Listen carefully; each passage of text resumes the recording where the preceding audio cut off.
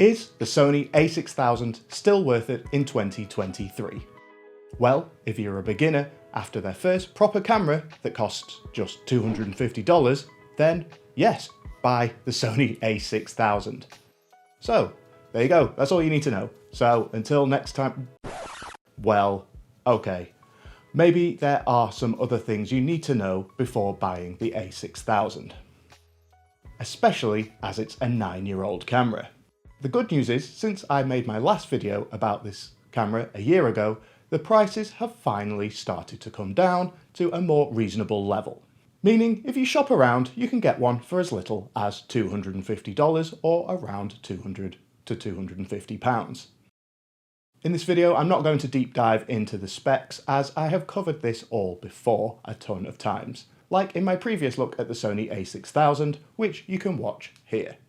Instead, we're going to look at the important good and bad stuff to consider when purchasing.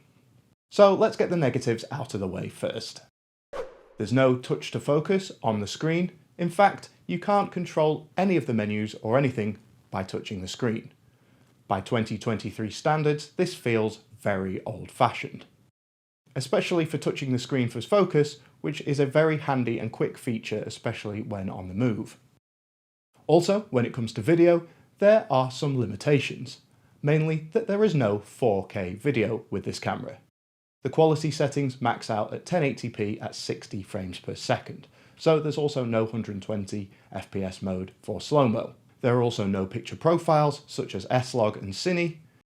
Picture profiles enhance your video quality and give you way more flexibility in post-production for making your videos look great. So the lack of them is a downside, though understandable for such an old camera. The Sony a6000 uses a 24.3 megapixel sensor, which inherently isn't a bad thing. In fact, they've been using this sensor up until very recently, with the a6000 finally moving to a new sensor, well, as well as the FX30.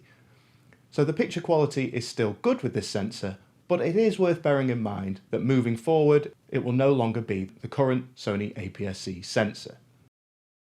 But now let's talk about the positives of the a6000. And one of the main ones, of course, is the range of lenses available for Sony APS-C cameras is huge. From Sony's own lenses to third-party lenses, there is an option for all types of shooting at all types of price points. There are super sharp fixed focal length lenses such as the Sigma 16mm f1.4, all the way up to the massive zooms like the Sony 70 to 350mm. There is a huge range to improve over the 16 to 50mm kit lens. By itself, the kit lens isn't a bad option, but you can get much better results with lenses such as the Sigma 18 to 50mm f2.8, which covers a similar zoom range, which is faster but has improved low light performance. For a full review of all the lenses I've mentioned, please check out the videos on my channel about them. And if you're enjoying this one, please consider subscribing to the channel and dropping a like on the video, as it helps me out a lot. The Sony a6000 is also lightweight and compact, weighing 344 grams and measuring 120 by 67 by 45 millimeters. This makes it much smaller than DSLR cameras, making it pocketable and a handy travel camera. One of the most important good points, of course, with this camera is the price. Now, brand new, this camera isn't cheap, mainly because it's no longer in production, so there isn't that many brand new units out there. But the second-hand market is where to get this camera, and as I said at the start of the video, it can be found for as little as $250, which is an excellent price. For a camera of this quality, you simply won't find anything to match it on value. And the other most important thing is the picture quality. Despite the sensor being old, it is still more than capable of quality photos and video. So you might be thinking, great, but what does this quality actually look like? Well, this whole video is being recorded with the Sony a6000.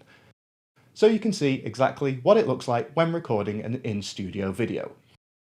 Now, I'm not using the built-in mic at the moment, but I'll switch over to this now, and you can hear the difference. The camera is around a meter away from me, so you can hear more of the room ambience.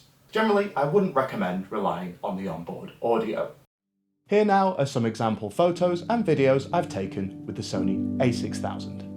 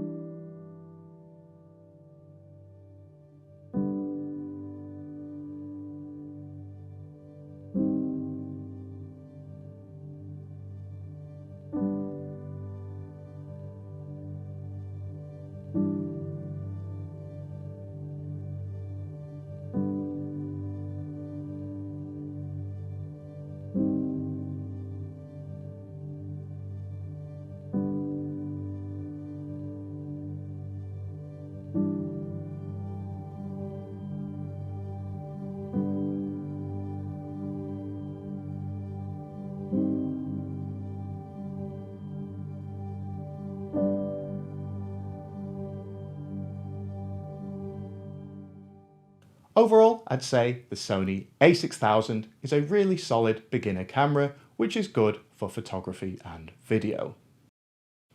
It's a budget option, especially when bought second hand. It's compact and easy to use, and the massive range of Sony APS-C lenses, such as the mentioned Sigma 16mm f1.4, make it an easy camera to upgrade without needing to buy a new body.